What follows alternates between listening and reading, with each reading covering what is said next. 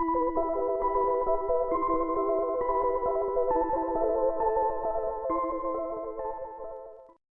today's project, I'm going to be making these spine-tingling vampire bites.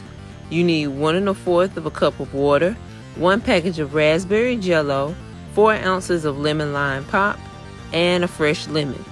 Bring 1 cup of water to boil in a small pot. Add the water to the jello and whisk until the jello is dissolved.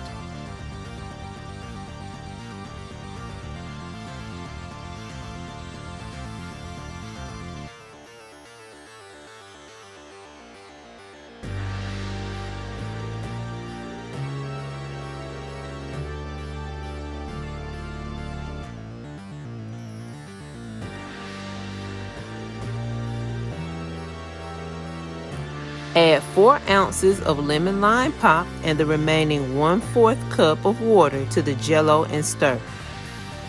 Half the lemons lengthwise. Scoop out the lemon and reserve the empty peels. Squeeze the juice and stir into the jello mixture. Place the lemon peels in a muffin pan or baking dish. Fill each peel with the jello mixture and chill for 2 to 4 hours. Cut the lemon peels into wedges and serve.